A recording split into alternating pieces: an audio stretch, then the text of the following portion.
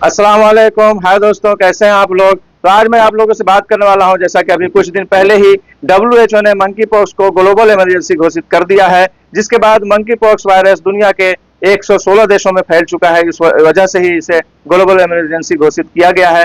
और जैसा कि आप लोग यहाँ पे देख सकते हैं कि WHO की तरफ से इसे ग्लोबल इमरजेंसी घोषित करने के बाद से लगातार दुनिया भर में सरकार इस पर होशियारी बरतने के लिए तैयार है। जैसा कि आप लोग देख सकते हैं, जैसे सबसे पहले बात इंडिया के हवाले से किया जाए तो भारत में भी इसको लेकर नई गाइडलाइन जारी होने वाली है, जिसमें कोरोना काल की तरह ही क्वारंटाइन वगैरह भी शामिल है। ऐसा हालांकि बहुत ही कम ये किया जा रहा है, इसलिए कि ये वायरस जो है तो सबसे ज्यादा अफ्रीका वगैरह में ही है शुरू से, लेकिन अभी जो है तो और देशों में भी पाया गया है, जिसकी वजह से WHO ने इसे ग्लोबल इमरजेंसी घोषित कर दिया है। तो जैसा कि मैंने कहा कि हालांकि केंद्रीय स्वास्थ्य मंत्रालय ने भारत में इस वायरस के बढ़ने के आसार बहुत ही कम बताया है, और वैसे ही यानी कि घबराने की कोई जरूरत नहीं है, कोई बात नहीं है, लेकिन फिर भी इसे लेकर जो है तो अलर्ट जारी जरूर है और भी देशों में, जैसा कि हम आगे बताने वाले हैं।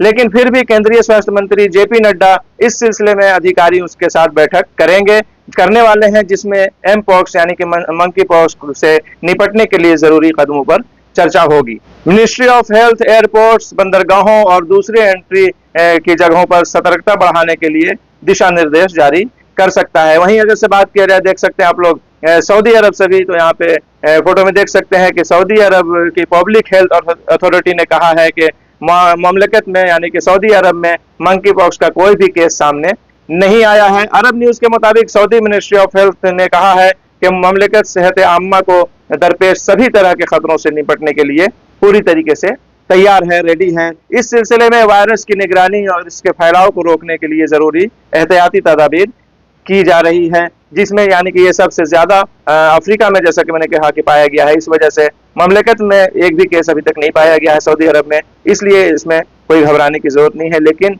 जैसा कि मैंने कहा कि होशियारी बरतना बहुत जरूरी है, इसलिए हर जगह के लगभग सभी देश के मिनिस्ट्री ऑफ हेल्थ जो है वो कुछ ना कुछ अपडेट दे रहे हैं। वहीं अगर बात पाकिस्तान की जाए तो अभी कुछ दिन पहले ही पाकिस्तान में एक केस सामने आया था, लेकिन मामला यह है कि वो ऑलरेडी पाकिस्तान में नहीं था, वो बंदा किसी दूसरी कंट्री से पाकिस्तान में गया था, पाकिस्तान का ही रहने वाला, लेकिन वो काम के सिलसिले में कहीं दूसरी कंट्री में था, और उसके बाद जो है तो पाकिस्तान गया, जिसको ये मंकी पॉक्स जिसमें पाया गया वायरस, और उसे क्वारंटाइन वगैरह किया गया, जो कि खतरे से बाहर बताया गया है। वहीं पाकिस्तान के हवाले से आप लोग देख सकते हैं कि मंकी पॉक्स के हवाले से इजलास की सदारत करते हुए वजीर आजम शहबाज शरीफ ने कहा है कि WHO की जानिब से मंकी पॉक्स को पब्लिक हेल्थ इमरजेंसी करार दिया गया है, जिसके बाद पाकिस्तान में भी इस बीमारी के हवाले से कड़ी निगरानी की जरूरत है।